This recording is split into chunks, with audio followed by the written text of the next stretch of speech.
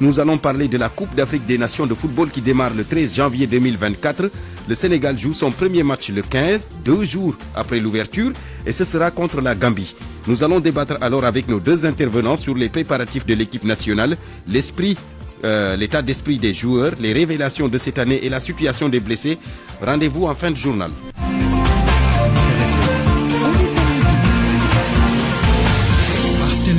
Aliou Ba est à la technique. Bonjour Lamine Ba. Bonjour Barthélémy Ngom. Un véhicule de l'armée qui a sauté donc sur une mine. Le bilan est très lourd. 4 militaires décédés sur le coup. Affirmatif Barthélémy Ngom, 4 militaires des soldats sénégalais ont été tués donc hier entre 18h et 19h vers Djaboudjor, c'est dans la commune de Djibidjon, dans le nord Signan. L'armée a mené des opérations de sécurisation de la zone, mais également dans le cadre de la lutte contre l'économie criminelle. Donc cet accident a eu lieu, donc disais-je, hier donc ce soir. Alors au moment où nous parlons, pour l'instant, ce sont les informations que nous avons à notre disposition, mais également on nous fait cas de 7 autres qui sont grièvement blessés, qui étaient également à bord du véhicule de l'armée qui a sauté sur cette mine. Alors Barthélémy, il faut dire que pour l'instant on nous apprend que les soldats sénégalais sont blessés, sont évacués pour leur prise en charge, donc alors que les autres pour l'instant n'ont pas encore d'informations sur le reste par rapport à l'évacuation des corps. Il faut dire que l'armée mène des opérations de sécurisation dans cette zone depuis bientôt 3 ans et la lutte contre l'économie criminelle est âprement menée contre des éléments armés qui donc cultivent le chanvre indien dans cette zone. Il faut rappeler que cet accident intervient quelques 10 jours seulement après le braquage sur l'axe Mongon, donc Biti, donc où les éléments armés également avaient dépouillé des passagers. Là également, l'attaque s'était soldée par un mort. Donc une recrudescence de la violence en Casamance, Barthélémy, depuis quelques jours, alors que donc on assistait déjà au processus de dépôt des armes enclenché par la faction de Jakaï depuis donc quelques mois. C'est la situation ce matin donc à Ziguinchor, Barthélémy Ngom, en attendant de suivre l'évolution de la situation, de voir ce qui va se passer dans les prochaines heures. Mais pour l'instant, on nous apprend que l'armée intensifie les opérations dans la zone pour tenter de neutraliser donc toutes les forces donc adverses dans cette zone. Merci Lamine Ba, en direct de Ziguinchor. Je rappelle que 4 militaires ont trouvé la mort, 7 autres grièvement blessés. Leur véhicule donc a sauté sur une mine. Lamine Ba, merci. L'association des veuves et épouses de militaires invalides du Sénégal qui tient à l'instant même un sit-in, c'est pour dénoncer leur mise à l'écart dans l'octroi d'une indemnité forfaitaire spéciale aux militaires invalides à la retraite. Le montant ou les montants varient de 2 à 5 millions de francs CFA. Nous y reviendrons bien sûr lors de nos prochaines éditions avec Fama Dione, midi 5 minutes. RFM. L'info, c'est ici. L'info, c'est ici. Suite et pas fin du feuilleton de la radiation d'Ousmane Sonko des listes électorales, le magistrat Mamadi Diané estime qu'un magistrat n'a pas à se préoccuper du sort qui pourrait être réservé à sa décision. Le secrétaire général de la Cour d'appel de Ziguinchor ajoute que le magistrat doit juste s'assurer de faire son travail selon les règles qui régissent la profession. Le voici avec Lamine Ba. Moi, je suis un magistrat, et vous savez, les magistrats, donc, ils sont soumis à l'obligation de réserve. Les magistrats sont chargés de rendre la justice. Lorsque la justice est rendue, l'exécution incombe au parti. Donc, le magistrat n'a pas à se préoccuper du sort qui sera réservé à sa décision. Faire son travail en son âme et conscience, selon les règles qui régissent sa profession. Voilà. Donc, le magistrat ne peut pas également commenter sa propre décision. Donc, pour l'actualité, tout ce que je peux dire, c'est que nous avons une justice qui a des magistrats de valeur. Mais comme dans chaque corps, partout, les gens n'ont pas les mêmes qualités. L'indépendance, d'abord, c'est une question de personne, avant d'être une question de système. C'est une question de personne. Celui qui veut être indépendant, il a tous les moyens pour être indépendant. Un magistrat qui veut être indépendant, il a tous les moyens pour être indépendant. Mais on ne peut pas forcer quelqu'un à être indépendant. Le magistrat d'hier n'a pas à faire le suivi de la décision qu'il a rendue. Le magistrat, il a pris sa décision en son âme et conscience. Et maintenant, donc, la population observe. Parce que la décision est rendue au nom du peuple sénégalais. Donc, il a pris une décision en son âme et conscience. Les partis ont fait des commentaires. Chacun a des voies de recours. C'est ça la justice. Voilà. C'était donc Mamadi Diané, magistrat, secrétaire général de la Cour d'appel de Ziguinchor. Il a tenu ses propos en marge de l'atelier de mise à niveau des magistrats sur le processus électoral. L'affaire de la radiation d'Ousmane Sonko des listes électorales qui va retourner donc à la Cour suprême, vous le savez.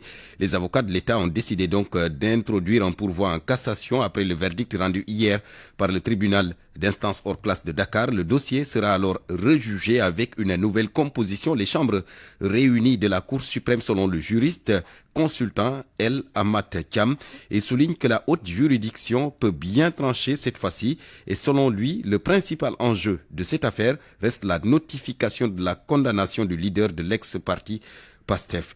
El Amat Thiam, interrogé par Mohamed Ali Mouba. La Cour suprême peut casser une décision et la rejuger. Ça fait partie de ses compétences. Mais aussi, elle peut casser et renvoyer dans une autre juridiction pour rejuger l'affaire. Mais si l'affaire aussi est rejugée par cette juridiction qui a saisi l'affaire, si l'une des parties aussi n'est pas satisfaite de la décision rendue, il peut revenir encore à la Cour suprême. Mais si l'affaire revient encore à la Cour suprême, c'est pas seulement la chambre, une chambre unique, c'est pas seulement la chambre unique, parce que la Cour suprême, la Cour suprême est composée de 3 structures. Il y a ce qu'on appelle les chambres réunies, les chambres et l'Assemblée générale consultative. Maintenant, lorsque l'affaire vient, il ne passe pas à la chambre à laquelle elle était. C'est-à-dire, si vous vous souvenez, l'affaire était venue à la chambre administrative de la Cour suprême. Mais la Cour suprême va se réunir maintenant à ce qu'on appelle en chambre réunie. C'est quoi la chambre réunie? La chambre réunie est toujours présidée par le premier président de la Cour suprême qui assure la bonne marche de la juridiction compte tenu des nécessités du service. Est-ce que la Cour suprême peut se dédire? Bien sûr.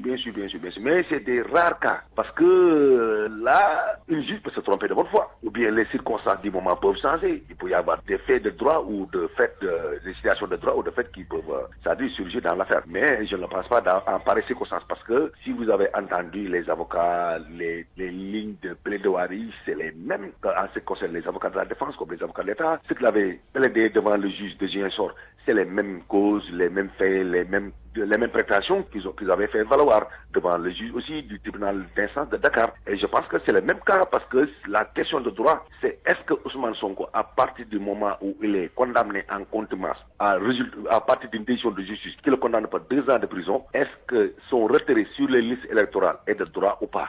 La deuxième question, est-ce que la notification a été faite dans les règles de l'art ou pas? La question qui se joue ici, c'est la question de la notification. Est-ce que c'est pas la question de la contumace qui se pose, certes, mais la contumace est de droit toujours parce que Ousmane Sonko est toujours en état de contumace. Mais le problème de droit qui se pose, c'est la question de la notification. El Amat Thiam, juriste consultant, il répondait aux questions de Mohamed Ali Mouba. Ousmane Racine Thion, c'est le nom du juge qui a pris la décision ordonnant la réintégration d'Ousmane Sonko dans les listes électorales hier. Dans ce midi, nous dressons son portrait. Le président du tribunal hors classe de Dakar est réputé être un magistrat rigoureux et intègre.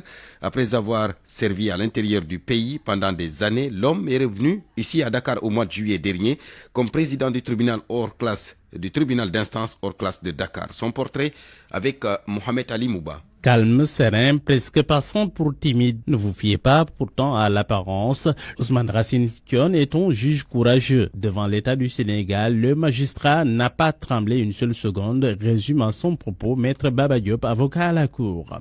Parce que nous savons tous le contexte qui sévit dans ce pays-là, avec toute la pesanteur qui autour de l'affaire Ousmane Sonko.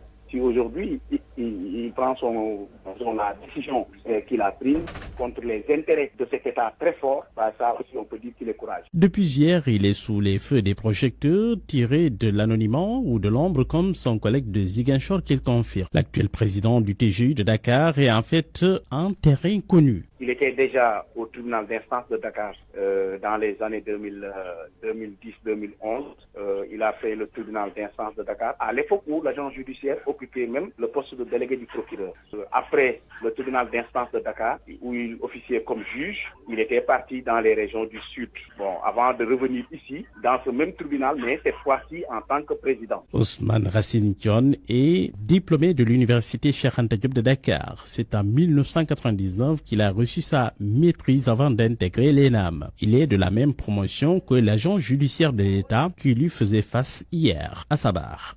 Je suis étudiant à l'université de Dakar parce que moi je l'ai connu quand on a eu notre bac en 94-95. Donc nous sommes venus ensemble à l'université, tout comme l'agent judiciaire de l'État Yoro Moussa Diallo aussi, et tout comme aussi Antoine Félix Diom, tout comme Yankhoba Diattara, tout comme les Malan Diédhiou et bien d'autres au cadre de l'administration, des colonels de douane et autres. Donc voilà, on a fait notre premier jusqu'à la maîtrise ensemble. Le juge Ousmane Racine Thion, qui n'a rien de l'ex-leader du Ramdam, Thione Seck, vient fraîchement des régions. C'est en juillet dernier qu'il a été nommé président du tribunal de grande instance de Dakar. RFM, la radio de toute l'actualité. Et nous parlons de l'arrêt de travail des concessionnaires du nettoiement. Dans quelques rues de la Médina, les ordures forment le décor devant les maisons. Les habitants vivent mal cette situation et pensent déjà aux conséquences des odeurs nauséabondes. Mamadou Sy, reportage. À la rue 13, angle 8 de la Médina, Hassan Beng, retraité, s'adonne à sa routine. Chaque matin, il rassemble les ordures de son quartier, mais aujourd'hui, il n'a pas vu l'ombre du camion d'ordures. Il déplore cette situation. Cette situation ne nous arrange pas. Toutes nos poubelles sont remplies. Nous sommes obligés de les laisser devant nos portes jusqu'à l'arrivée du véhicule. Nous avons aussi l'habitude d'amener les poubelles à la rue. Cette fois-ci, nous n'avons pas vu le camion. À la rue 8, angle 23 également, les ordures sont enfoncées dans les poubelles et attendent preneur. Ndeye Binte Koulibaly, qui a fini de rajouter des ordures au petit seau qui lui sert de poubelle, s'inquiète. Ils avaient l'habitude de venir à 8 heures, mais jusqu'à présent, je n'ai aperçu aucun camion. On risque d'avoir plusieurs ordures entre nos mains et on ne saura pas où les mettre. Vous savez que les mauvaises odeurs ne sont pas sans conséquences. On peut même tomber malade. Pour dire vrai, les ordures ne peuvent pas rester dans les... Il est grand temps que l'État règle définitivement la situation des concessionnaires de la vie de Hassan Beng. L'État doit régler définitivement cette situation, leur donner leur dû. C'est la seule solution. Tout tourne autour des ordures. Si nous sommes en bonne santé, c'est parce que les ordures ont été enlevées. Il faut donc vite régler cette situation. Mais en attendant que la situation revienne à la normale, quelques agents de l'UCG sont sur le terrain, comme cette dame qui nous confie en off, continuer à donner un coup de balai pour ensuite mettre dans un bac à ordures et espérer l'arrivée peut-être d'un camion. Les concessionnaires du nettoiement qui se réunissent à l'instant donc attendu une déclaration au terme de cette rencontre. Djapal Madiap, le tout nouveau programme lancé par la municipalité de Kaolack, un programme à travers lequel les autorités veulent résoudre les problèmes d'assainissement de certains quartiers de la ville. Djapal Madiap a été officiellement lancé à Ndarbundaou. Une enveloppe de 700 millions de francs CFA a été dégagée par le maire Serigne Mboup, qui a adressé un message de sollicitation à l'endroit de l'ONAS, de la Sénélec, de l'Ageroute. Nous l'écoutons avec Fatoumbo. D'habitude, c'est les sociétés étatiques qui nous aidaient avec des matériels. Mais aujourd'hui, c'est la municipalité qui vient au chevet de la population en leur dotant de machines et matériel pour le nettoiement des quartiers. C'est le cas de Ndarbundaou, où nous sommes dans le cadre du programme Djapal Madiap. Mais l'assainissement n'est pas une compétence transférée. L'année dernière, nous avons mis plus de 600 millions et l'année prochaine, ce sera 700 millions. Et nous allons commencer avec Ndarbundaou pour une meilleure cadre de vie. Raison pour laquelle j'appelle les jeunes ainsi que les acteurs de développement comme l'ONAS, la Sénélec. Et d'ailleurs, ces directeurs sont des fils de Kaolack. La Giroute également. Vous savez que la municipalité ne peut pas construire de route, mais nous allons faire de notre mieux pour satisfaire la population en achetant des machines. D'ailleurs, nous avons investi 250 millions pour ces machines. L'année prochaine, Inch'Allah, le développement interne des quartiers est notre seul souhait. Serigne Mboup, le maire de Kaolack, la municipalité donc de Kaolack qui a lancé le programme Djapal Madiap. Darou Khoudoss Djolof, les populations ont organisé une marche pour réclamer des infrastructures sociaux de base. Les habitants de ce village niché dans la commune de Déeli, département de Linguère, éprouvent d'énormes difficultés liées à l'enclavement de leur localité. Baye Assane Diaw. La population de Darou Khoudoss Djolof, un village de la commune de Déali, n'en peut plus. Mam Gourfal, un jeune du village. Nous sommes là pour réclamer nos droits en tant que des citoyens, en tant que des fils du pays. On est dans un village tellement enclavé. Depuis 2020, il y avait un groupe du PIDC. Ils ont creusé tout pour nous dire que les travaux pour l'électrification de ce village sont démarrés. Il n'y a pas de suite. Aujourd'hui, nous posons la question, pourquoi les travaux ont été arrêtés? On veut une réponse solide pour ne pas vivre dans l'obscurité. On ne peut pas continuer de vivre dans l'obscurité, ça suffit. Les femmes en état de grossesse souffrent et vivent un risque au quotidien, selon Mme Diaragui, elle est la sage-femme. Nous travaillons dans beaucoup de difficultés, comme le manquement des médicaments, parfois des accouchements que nous orientons dans le poste de santé qui se situe à 11 km de ce village. Parfois, les femmes accouchent sur la route avant d'arriver dans le poste de santé. Pas d'eau, pas d'électricité. Les habitants de ce village enclavé sollicitent une assistance auprès des autorités compétentes, nous dit Mme Gourfal. Je pense Aujourd'hui, on peut dire que l'État a la responsabilité de venir donner un coup de main à une jeunesse tellement engagée. Aujourd'hui, l'immigration irrégulière devient un phénomène extrêmement dangereux. Je pense que si cette question tourne autour de nos têtes, on peut peut-être faire quelque chose comme l'immigration irrégulière. Ce village fondé en 1966 par le vénéré Serigne Cheikh Mbacké Gaïndé Fatma continue de plonger dans l'oubli et la détresse, et on ne sait pour combien de temps encore. Baye Assane Diaw, Darou Khoudoss Jolof, Radio Futur Média. À Fatick, la campagne de commercialisation de l'arachide se déroule de façon timide. Aucune graine d'huilerie n'a été collectée depuis le début. Seules quelques tonnes de semences certifiées ont été collectées à ce jour au niveau des 10 points agréés de la région. Aminata Goudiaby. À Nioro-Alassane, une commune à forte potentialité arachidière, il n'y a pas encore de point de collecte fonctionnel. Des commerçants viennent acheter l'arachide à des prix intéressants. D'autres producteurs écoulent dans les marchés hebdomadaires. Yankoba Sissé est un grand producteur d'arachide à Nioro-Alassane. Il y a des camions qui font le tour des villages pour acheter l'arachide. Ceux qui habitent près des marchés hebdomadaires également y vont pour écouler. Ici, dans notre commune, il n'y a pas encore de point de collecte officiel. Je n'en ai pas vu. La campagne de commercialisation de l'arachide se déroule à un rythme très lent. Sur les points de collecte officiels, seules des semences sont achetées pour le moment. Abdoulaye Kamara, directeur du développement rural de Fatick. Pour ce qui est des points de collecte, on en a juste 10 qui sont attribués à des opérateurs. Sur ces points de collecte, à la date d'aujourd'hui, on n'a noté aucune collecte. Les seuls mouvements de stock qu'on peut mentionner dans la région concernent les semences certifiées. Globalement, on a un total collecté de 282 tonnes. Comparé à l'année dernière, la situation est bien différente. L'année dernière, à pareille époque, on était déjà à près de 40 points de collecte attribués. Si les points de collecte sont déserts, c'est uniquement parce que les producteurs ne veulent pas vendre à perte. Moustapha Sissé est de Diossong. La Sonacos et ses partenaires avaient décidé d'acheter le produit à 280 francs. Le producteur, sachant les dépenses qu'il a faites pour avoir des semences, le producteur est allé ailleurs chercher de quoi compléter. Certains producteurs estiment que le comité national interprofessionnel de l'arachide accuse souvent du retard pour fixer le prix officiel. C'est ce qui est à l'origine de cette situation. Aminata Goudiaby, Fatick RFM. Aminata Goudiaby, un autre secteur, celui de la pêche à Mbour. Les acteurs demandent l'aide des autorités. Ils veulent une subvention sur les prix des pirogues à fibres de verre. Une requête formulée lors de la réception d'un échantillon de cette pirogue moderne dédiée à la surveillance. C'était en présence du comité local des pêcheurs de Ngaparou qui porte le plaidoyer. Neymati Dieng. Satisfait de la pirogue à fibre de verre reçue de façon symbolique pour la surveillance, le comité local des pêcheurs de Ngaparou demande une subvention de l'État sur les prix.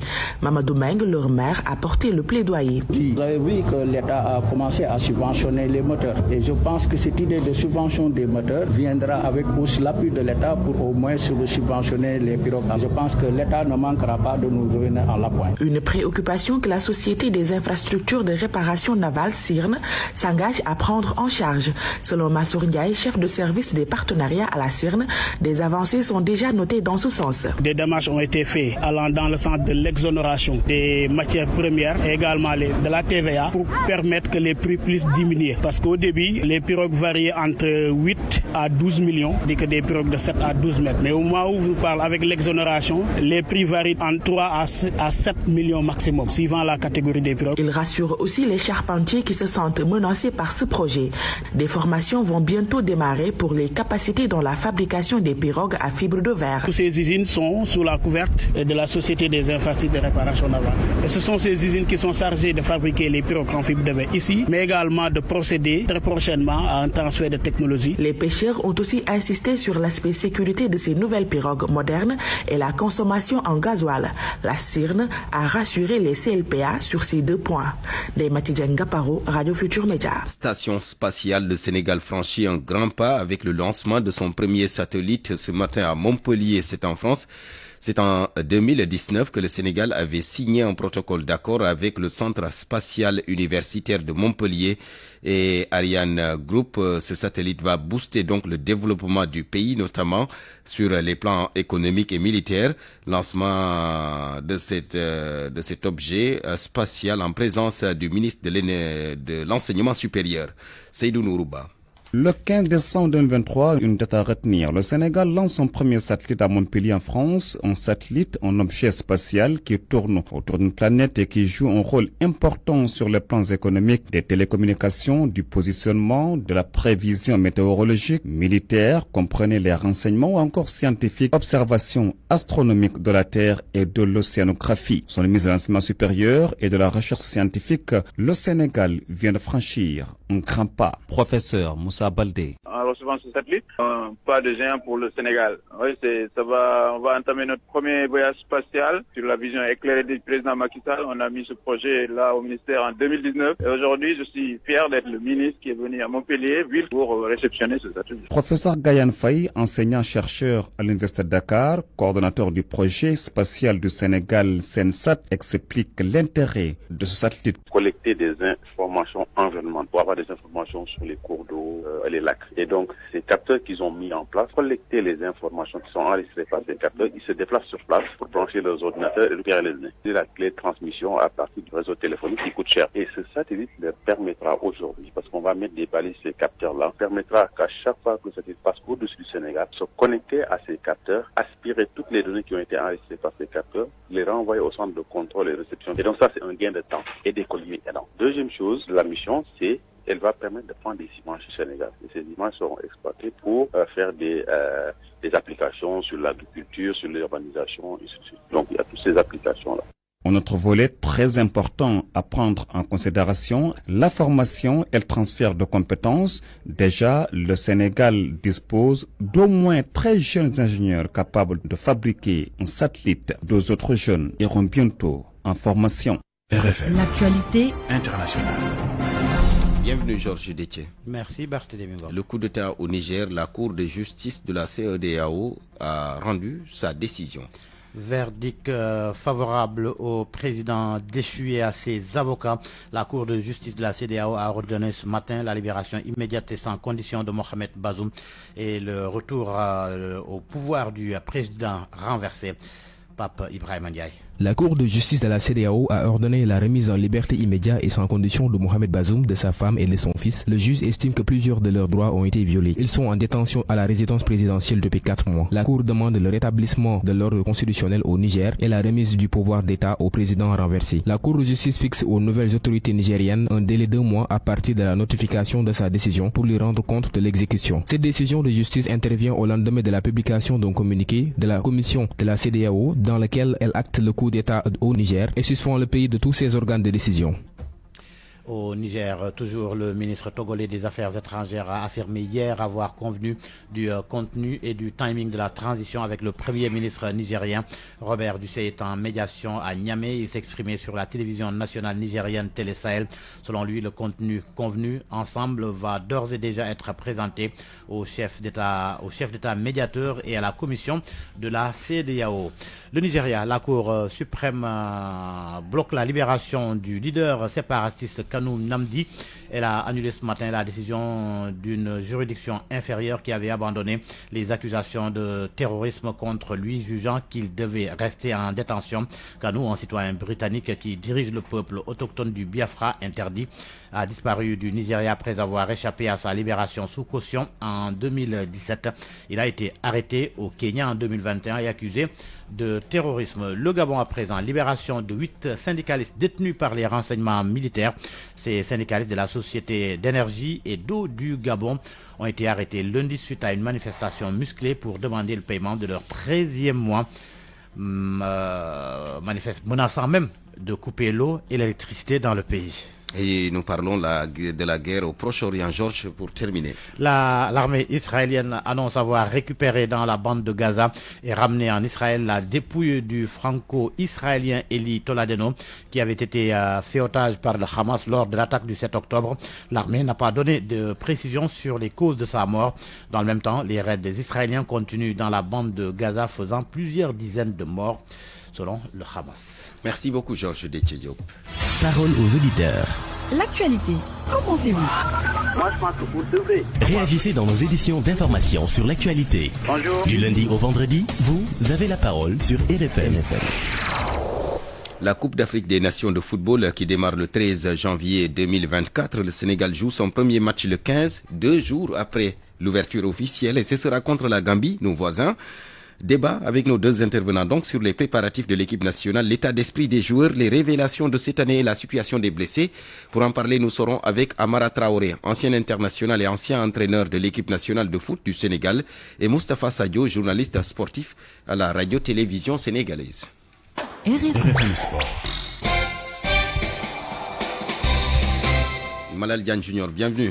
Merci Barthélémy. Et nous parlons d'abord des 8e tours de la Ligue 1, le Jaraaf et l'AS Pikine en attraction. C'est l'affiche phare de ce samedi pour lancer la 8e journée de la Ligue 1 sénégalaise, match prévu à 16h30 au stade Iba Mar Diop. Le Jaraaf en pleine forme qui reçoit une équipe populaire mais également avec une bonne base et un bon fond de jeu.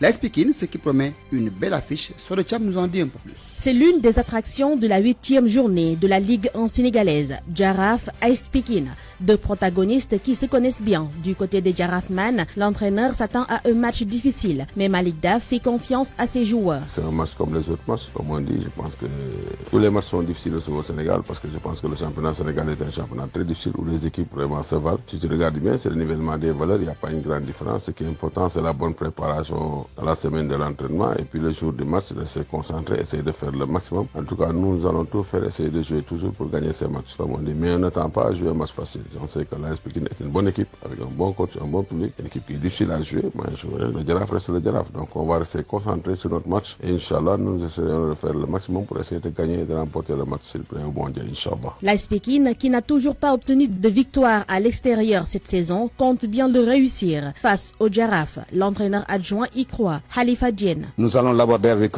beaucoup de sérénité, de courage et d'abnégation. Il faut signaler que nous sommes seulement à la 8e journée et ça sera deux styles différents. C'est vrai que c'est un derby, mais nous avons notre feuille de route. Mais à Pikine, nous avons une nouvelle philosophie d'approche. Avec Joseph Senghor, on est optimiste parce que c'est la sérénité qui règne. Oui, mais pour le match, vraiment on est optimiste, on est serein. On va à Iba Mar Diop pour nous ramener des points positifs ou un point positif. Nous n'avons aucune pression, on est en train de préparer une équipe jeune. Une affiche alléchante vu l'historique des rencontres entre les deux clubs. Le Jaraaf de Dakar, classé 2e avec 13 points, lorgne la place de leader. Son adversaire, AS Pikine, au pied du podium, pense au peloton de tête. Sodecham Malal, le Casa Sport et Djambar, dernier de la Ligue 1. Des équipes qui étaient habituées à jouer les premiers rôles en championnat et après 8 journées cette année, ils se retrouvent sur les deux dernières places du championnat, 13e et 14e. Comment expliquer cette situation? Réponse dans ce reportage de Papa Ibrahim Ndiaye.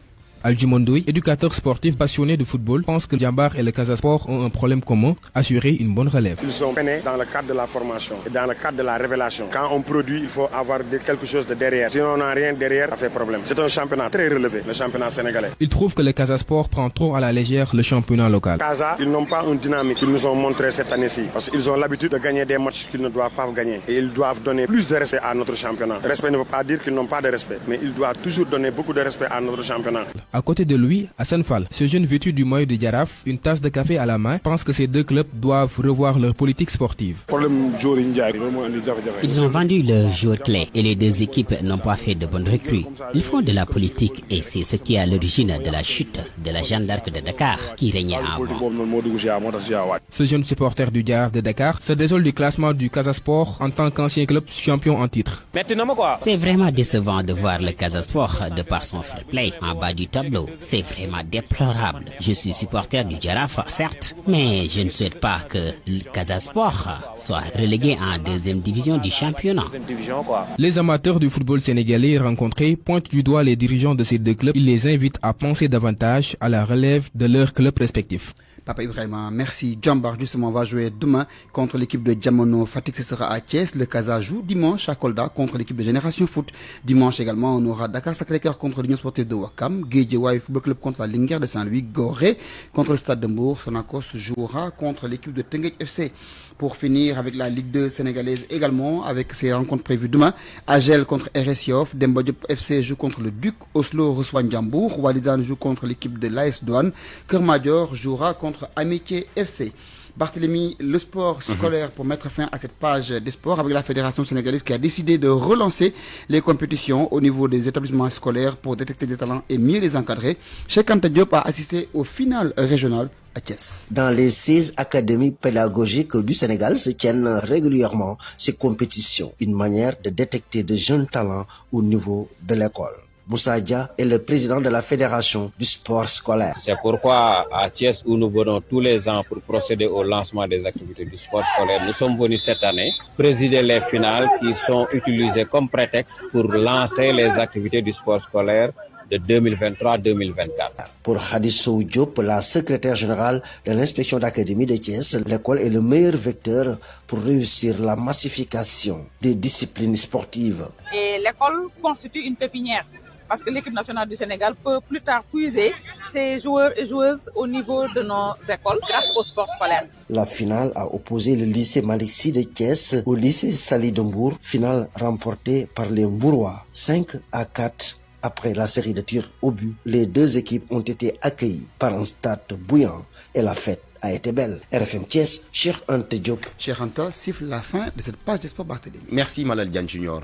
RFM, presse du jour. Bonjour Mohamed Ali Mouba. Bonjour. Tribunal de grande instance de Dakar, Ousmane Sonko gagne son procès contre l'État du Sénégal. Une manche de gagné, mais c'est reparti pour le marathon judiciaire entre avocats d'Ousmane Sonko et ceux de l'État. Après avoir reçu un revers au TGI de Dakar qui ordonne la réintégration du leader de ex-Pastef sur les listes électorales, la partie perdante, en l'occurrence, ici l'État impose une autre bataille en cassation. Un autre tour de piste s'impose donc au parti. Recours suprême en 3 mots, Bichron Besbile jour. Ping-pong judiciaire continue, évacue d'une raquette le journal Le Témoin. Mi-KO, l'État admis en cassation. L'info file la métaphore. Il est temps que l'État du Sénégal abdique, selon Maître Ciré Clédor Ly de la Défense. Mais non, rétorque Maître El Ayouf de la partie civile, ceux qui jubilent n'ont rien compris. Ils ne perdent rien pour attendre. Souligne encore la robe noire. Nous allons repartir devant le juge suprême et ce dernier ne va pas se dédire après avoir cassé les verdicts de Ziguinchor. Mais Maître Saïd Larifoud lui répond dans le même journal: nous vous suivrons s'il le faut jusqu'au ciel. Ousmane Sonko a une nouvelle victoire, mais qu'il est long le chemin de sa réintégration. En fait, le temps joue contre lui, gros risque d'être fort clos dans les parrainages. L'État du Sénégal a 10 jours pour se pouvoir en cassation. Or, les parrainages sont bouclés au plus tard le 26 du mois, soit à 11 jours près de la clôture. Autant dire que c'est presque mort pour le leader d'ex-Pastef. En tous les cas, la présidentielle 2024. En attendant, c'est saison 2 à la Cour suprême et le leader d'ex-Pastef ballotté de juridiction en juridiction. Dans le journal Vox Populi, Seydou Gueye a réagi pour ce cadre de Benno Bokk Yakaar. C'est une décision ordinaire qui fonctionne normalement. Alioune d'Africadium Center, lui, estime toujours dans le même journal que c'est là une sacrée fenêtre d'opportunité pour régler la crise préélectorale qui sévit au Sénégal. Les nouvelles de Maître Moussa Diop, l'homme aux pépites de diamants, retour de parquet pour le leader de AG Jotna. Le journal Les Échos note ce matin que l'ancien DG de Dakar Demdik file droit vers l'instruction. Samba Dogata dit à s'être sacrifié pour le Sénégal. Le journal explique que dans cette affaire, il ne peut se prévaloir de son statut d'avocat. Sur ça, croit savoir que Maître Moussa reste, je cite, digne dans l'épreuve. Politique focus ce matin de certains journaux sur Karim Wade, le candidat du Parti démocratique sénégalais, attendu au Sénégal pour les joutes électorales. Le fils d'Abdoulaye Wade se contente du virtuel, posant ici ou là un golden boy, t-shirt sur pantalon blouson avec chaussures basket. Le cliché a fait le tour des réseaux sociaux et le journal Obs a demandé à des spécialistes de lui décrypter cette forme de communication. Eh bien, leur verdict est sans appel. C'est une communication du faux départ. À moins de 3 mois de la présidentielle, ça donne l'impression d'un candidat qui s'amuse, qui n'est pas trop sérieux dans sa quête. À la une du journal Réumi quotidien, les producteurs connectés dans les nouvelles techniques agricoles, l'intelligence artificielle fait son entrée dans l'agriculture.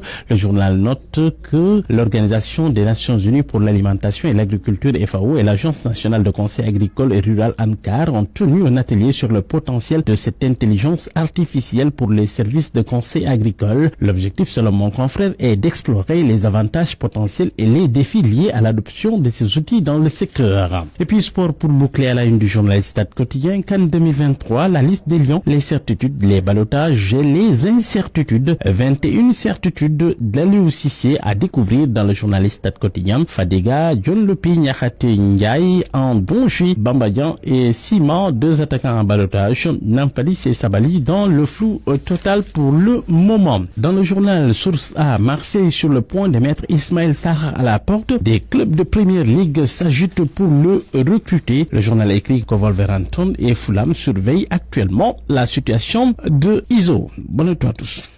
Parole aux auditeurs. L'actualité, qu'en pensez-vous? Merci beaucoup Mohamed Ali Mouba. La Coupe d'Afrique des Nations de football qui démarre le 13 janvier 2024. Le Sénégal joue son premier match le 15, 2 jours après l'ouverture officielle, et ce sera contre la Gambie. Nous en parlons bien sûr d'un point de vue avec nos 2 intervenants. Nous allons débattre sur les préparatifs de l'équipe nationale, l'état d'esprit des joueurs, les révélations de cette année, mais également la situation des blessés. Pour en parler, nous sommes avec Amara Traoré. Bonjour coach, bonjour. Oui, bonjour Barthélémy. Ancien international et ancien entraîneur de l'équipe nationale de football du Sénégal. Notre deuxième intervenant, Moustapha Sadio. Bonjour monsieur Sadio. Bonjour monsieur Ngom, bonjour à coach Amara et à vos auditeurs. Merci, journaliste sportif à la RTS. D'abord, la parole au coach Amara Traoré. Vous suivez de près l'équipe nationale à travers ses différentes sorties. On s'achemine vers la Coupe d'Afrique des Nations qui officiellement démarre le 13 janvier, mais le Sénégal joue 48 heures après, 2 jours, le 15 contre la Gambie. Alors, d'abord, avant d'arriver à la compétition en tant que telle, qui convoquait selon vous? Bon, vous savez, qui convoquait, je pense que l'entraîneur et même, je dis, l'entraîneur connaît bien ses joueurs, connaît bien son groupe, même tous les Sénégalais, hein, parce que tous les Sénégalais suivent l'équipe nationale. Et dans ces genres de compétition, je pense qu'avec tous les matchs de préparation que l'équipe a eu, l'entraîneur a quand même eu son ossature. Et quand c'est comme ça, je pense qu'il connaît, sur les 27 jours, à peu près, il a les 23, 24 certitudes. Hein. Donc, il y a 3 qui sont en ballottage par rapport à la gestion du groupe, par rapport à beaucoup de choses. Hein. Et quand il aujourd'hui une liste à faire pour tous les Sénégalais, et tous les, on aura parce que tous les 18 millions de Sénégalais, on aura 23 jours en commun. On va avoir différence que sur 3 jours. Ces 3 jours-là, ça fait partie du privilège de l'entraîneur par rapport à beaucoup de choses qui vont rentrer en compte pour les convoquer. Donc, on voit par exemple le cas de Nampalis qui est aujourd'hui blessé. Bon, c'est vrai que l'autre, la Pape Gueye aussi, il revient d'une suspension. Moi, je pense que Nampalis, aujourd'hui, c'est un pion essentiel qui est blessé, mais je pense que l'entraîneur a prévu, quand on a vu les matchs de préparation qu'a joué le Sénégal, que ce soit contre le Brésil, les gens oublient, hein, le Brésil, l'Algérie, le Cameroun, donc plus des matchs de Coupe du Monde et d'autres Coupes du Monde. Donc l'entraîneur a su travailler sur beaucoup d'éventualités, des blessures, sur les méformes, et ainsi de suite. Mais force est de constater que Nampalys, quand même, fait partie des éléments essentiels du milieu terrain. Donc on a vu tout ce qu'il apporte quand il est là, donc sur les ballons, sur l'impact physique, sur la percussion, et qu'aujourd'hui, bon, tout le monde aimerait avoir Nampalys, mais bon, il n'est pas là, donc mais je pense que il y a des garçons comme Pape Gueye qu'il faut voir son état de forme, est-ce qu'il a le rythme, est-ce que d'ici... Parce qu'il n'a pas joué depuis longtemps. Parce que vous savez, l'entraînement ne remplace pas le match. Hein. Mais on a eu des cas comme ça avec Tony Silva en 2002, qui ne jouait pas beaucoup dans son club, mais qui a fait une bonne Coupe d'Afrique, qui a fait une Coupe du Monde. Donc, c'est le terrain qui décide à tout ça. C'est un peu compliqué, quoi. C'est un peu compliqué. Je reviens à vous tout à l'heure, coach Moustapha Sadio. Vous aussi, journaliste sportif à la RTS, vous suivez l'équipe nationale. J'aimerais vous entendre surtout sur les performances. On a vu Sadio Mané, oui, avec son club, il est en train de faire des efforts, mais contrairement à Ismaël Sarr, par exemple, et Iliman Ndiaye, qui apparemment ont du mal à prendre leur marque à l'OM. Absolument. C'est très délicat la situation de nos deux fosséens. Ismaël Assar qui, on va dire, plonge de plus en plus ces dernières semaines. Alors que du côté d'Iliman Ndiaye, il s'est mis énormément de pression en rejoignant son club de cœur. Les deux ont des statistiques, on va dire, en deçà de leur qualité. Parce que ce qu'ils ont montré du côté de l'Angleterre, ils en sont absolument loin. Mais là, je pense qu'on est dans une situation où, en sélection, c'est leur bouffée d'oxygène. Ils sont en difficulté, certes, en club, mais à chaque fois qu'ils viennent en sélection, on va dire qu'ils rayonnent, même s'ils n'ont toujours pas la réussite à laquelle on s'attend. Parce qu'un Ismaël Assar, par exemple, c'est celui qui sait créer les meilleures opportunités. Par contre, c'est celui qui a le plus de déchets dans la finition. Donc moi, je pense que même leur méforme en club n'impacterait pas du tout, on va dire, les choix d'Aliou Cissé à les titulariser, par exemple. On l'a vu d'ailleurs sur les dernières sorties de l'équipe nationale lors des qualifications à la Coupe du Monde 2026, où les deux ont été titulaires face au Soudan du Sud. Maintenant, c'est vrai que c'est toujours mieux d'avoir des joueurs qui sont en forme en club avant de rejoindre. Oui, bon, contrairement, parce qu'on voit Pape Matar Sarr aussi, il est en train de faire de belles prestations avec son club. Absolument. Pape Matar, lui, c'est la grande satisfaction en ce qui concerne le milieu de terrain. En attaque, c'est là où je sens qu'il y a beaucoup d'incertitudes. Énormément d'incertitudes. Même au poste d'avant-centre, c'est la même chose. Même si je pense qu'on va en parler tout à l'heure. Mais en ce qui concerne Ismaël Assar et Iliman Ndiaye, je pense que c'est toujours bien d'avoir un moment de répit quand on est en difficulté en club. Et Aliou Cissé est du genre à donner cette chance-là à des joueurs qui font partie de ces cadres, de leur donner l'opportunité justement de se relancer. L'équipe nationale, pour Aliou Cissé, ça a toujours été un moyen de relancer certains joueurs. On l'a vu lors de la CAN 2022 qu'il a remporté avec des joueurs qui étaient en difficulté en club, comme Nampalys Mendy, qui ne jouait pas à Leicester.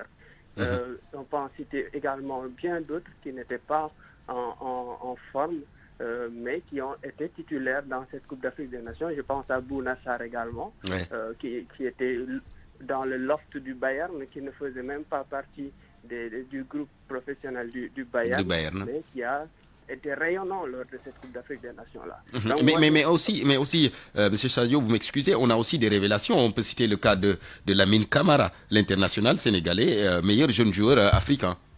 Là, c'est un problème de riche pour Aliou Cissé. Je pense que tous les entraîneurs rêvent d'avoir, coach Amara ne va pas vous contredire, avoir ce luxe-là de pouvoir compter sur autant de talents entre ces cadres comme Gana Gueye, comme Nampalys Mendy et les jeunes loups aux longues dents comme Pape Matar Sarr et justement Lamine Camara dont vous parlez, qui est en train de ne faire aucun complexe dans cette entrée en équipe nationale, avec un but face au Soudan du Sud, mais surtout avec des performances de haut vol du côté du FCMS, récompensé d'ailleurs par ce type de meilleur jeune de la CAF. Ça montre que c'est un jeune sur lequel on peut compter. Peut-être que une CAN ne se gagne pas avec les jeunes, mais il y a des matchs dans une Coupe d'Afrique des Nations qu'on peut gagner avec des jeunes qui sont... Il faut parfois faire le mix jeunesse-expérience. Absolument d'accord avec vous sur ça. Non, c'est à Aliou Cissé de trouver le bon mix parce que les automatismes aussi dans une Coupe d'Afrique des Nations, surtout dans la poule où le Sénégal se trouve, où on entre de plein pied dans la compétition avec un derby face à la Gambie, on ne peut pas avoir le même tour de chauffe qu'on a eu en 2022 où on avait le Zimbabwe, le Malawi et autres. Voilà, là, c'est deux derbys plus un gros choc face au Cameroun. Donc, il faudrait vite trouver les automatismes. Et je pense que Ali, quand même, a utilisé les deux matchs de qualification pour justement trouver le bon mix. Faire tourner son effectif. Je reviens à vous tout à l'heure, M. Sadio. Coach Traoré, c'est vrai, la défense, le milieu de terrain, tout est bien étoffé, mais le souci aujourd'hui, c'est l'attaque. Le Sénégal a toujours péché vraiment au niveau de l'attaque. C'est un problème à régler, non? Non, moi je pense qu'en valeur intrinsèque, on n'a pas de problème d'attaque. Un volet intrinsèque, on n'a pas de problème d'attaquant. Oui, mais parfois la précision de nos attaquants pose problème. Non, on a un problème dans le jeu de finition qui part de la position du ballon. Dès qu'on a le ballon, on est attaquant. Et dès que le gardien le ballon, dès que notre gardien du but a le ballon, nous sommes des attaquants. L'équipe attaque. C'est à part de là maintenant qu'il faut maintenant améliorer les jeux d'attaque. Avec les passes qui arrivent vite, en mettant dans la vitesse dans le jeu, avec des décalages et de suite. Souvent, on pointe du doigt nos attaques sur le plan intrinsèque. Alors que c'est tout un jeu. Aujourd'hui, je pense que l'équipe est bien en place défensivement et ils ont des automatismes aujourd'hui qui dit depuis 7 ans et que là qu'il faut maintenant améliorer c'est dans le jeu d'attaque. Donc, il part du gardien de but avec des circuits, avec des décalages, avec des mouvements de passe, et ainsi de suite. Je pense que c'est là que l'équipe doit s'améliorer. Mais pas quand il y a Boulaya dans ton équipe, quand il y a Ismaël Sarr, quand il y a Sadio Mané, quand il y a, comment ça s'appelle, celui qui joue en Angleterre, à Chelsea. Comment il s'appelle Jackson. Nicolas Jackson. Oui, mais tu ne peux pas avoir d'attaquant. Derrière ces jours-là, tu as Matar Sarr qui a une bien ballon, Lamine Camara. Donc, c'est pour ça que je dis intrinsèquement, nous n'avons pas d'attaquants. Aujourd'hui, c'est dans la complicité de nos attaquants et les ballons et comment les ballons arrivent, c'est là qu'il y a. C'est là qu'il faut améliorer. D'accord. Coach, je reste avec vous. Je rappelle que vous avez entraîné l'équipe nationale justement. En de pareilles situations, comment travailler un peu l'état d'esprit des joueurs si l'on sait qu'on va en Côte d'Ivoire pour défendre notre titre? Parce que n'oublions pas que nous sommes champions d'Afrique en titre aussi. Dans le football, le plus dur, c'est de gérer le succès.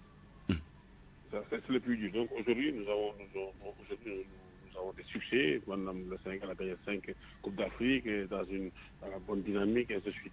Donc le plus dur, c'est de trouver la motivation pour qu'ils essayent d'avoir une autre détermination plus forte pour aller chercher ça. Et nous sommes favoris. Et quand on voit l'évolution du football et toutes les statistiques, c'est très dur de garder son titre. On l'a vu, c'est quand on regarde ces dernières années, il n'y a que l'Égypte qui l'a fait en Coupe d'Afrique. Qui a gagné 5 Coupes d'Afrique. Mais nous, mais quand je vois la mentalité de nos garçons, quand on voit le sérieux avec lequel ils débordent, on peut être optimiste. L'espoir est permis. Maintenant, entre l'optimisme et la pratique sur le terrain, c'est d'accord. Aujourd'hui, Sadio le disait tout à l'heure, vous savez, on a une jeune génération qui pointe leur nez. On a des anciens, que j'ai dit, qu'on veut qui s'arrêtent. Quand tu regardes l'endroit du football, il y a des anciens qu'on réclame leur arrêt et qu'il y a la génération là qui monte leur bout de nez. Mais c'est à l'utilité de trouver une bonne alchimie et maintenant pour combiner jeunesse et expérience pour un bon dosage pour maintenant faire une bonne Coupe d'Afrique. Et moi, je suis très optimiste par rapport à ça. Parce que quand tu vois, aujourd'hui, la Fédération sénégalaise de football a trouvé des matchs de très haut niveau. Quand on joue contre le Brésil, quand on joue contre l'Algérie, quand on joue contre, comment ça s'appelle, le Cameroun. Mais on ne pouvait pas mieux rêver. Tout souvent, on a reproché à lui, à la Fédération, de ne pas... Oui, sauf que l'Algérie est venue nous battre ici. Mais contre l'Algérie, c'est vrai qu'on a perdu. Mais regardez le contenu. À domicile, on a perdu à domicile, coach. On a perdu à domicile, mais regardez le contenu de ce match. Si le Sénégal gagne par 2-3 heures, il n'y a rien à dire. Donc, mais ça, c'est vrai que c'était un bon match de Coupe d'Afrique. Ça, c'était même pas un match amical, on peut dire. C'était un vrai match de Coupe d'Afrique de compétition. Au-delà de la défaite, il faut apprendre, il faut analyser. À l'époque, je l'avais dit. D'accord. Bien analyser. Maintenant, c'est la Coupe d'Afrique. Ça, je le disais tout à l'heure. Il faut faire très attention. Il faut faire très attention. On a l'habitude de la Coupe d'Afrique de monter en puissance. C'est-à-dire qu'on monte en puissance. Cette fois-ci, il ne faut pas monter en puissance. Il faut mettre la puissance tout de suite. Ouais. Parce que dès le premier match. Dès le premier. La Gambie, ça ne sera pas facile. Oui. La Guinée, c'est un derby. Et on a un classico contre le Cameroun. D'accord. Donc, Merci, coach. Malheureusement, nous sommes rattrapés par le temps. Coach Amara Traoré. On vous retrouve tout à l'heure, coach, à 13h. Je termine en quelques minutes avec Moustapha Sadio. Le coach disait tout à l'heure, il faut tout de suite mettre la puissance dès le premier match. Le premier match, ce sera contre la Gambie le 15, un derby de voisins. Justement, comment aborder ces derbys entre voisins? Moustapha? Oui, en tout cas, il faut l'aborder avec beaucoup d'humilité. Parce qu'on fait face à deux sélections qui, on va dire, qui ne rêvent que d'une seule chose, c'est de nous abattre. Donc on ne peut plus le jouer avec ce statut de droit d'aînesse. Il faudrait clairement les prendre comme des adversaires de même niveau parce qu'ils ont réussi à se qualifier à la CAN. On parle quand même d'une poule où on retrouve 4 équipes qui étaient à la dernière Coupe d'Afrique. Surtout que le foot gambien est maintenant sur une tendance favorable. Absolument, on l'a vu au dernier CAF Award. Ils font partie des 3 meilleures nations qui postulaient pour le titre de meilleure sélection de l'année. Ça montre que c'est une équipe qui est en maturité et qui a conservé aussi un entraîneur qui a fait grandir un groupe. Donc c'est une équipe très dangereuse, oui. Mais je suis parfaitement d'accord avec Coach Amara. Moi aussi, je suis très optimiste. Le Sénégal, quand même, a toujours, avec Aliou Cissé, fait preuve de respect pour ses adversaires. Donc, ils ont toujours fait preuve de maturité et il y a beaucoup de pragmatisme. C'est pour cela que je n'ai aucune crainte à l'idée de voir le Sénégal justement enfiler le bleu de chauffe dès ce premier match-là, comme le rappelait coach Amara. On n'a pas le temps de tergiverser, on ne peut plus se permettre de démarrer par 2-0 pour être dans un dernier match couperé où on va devoir win or die.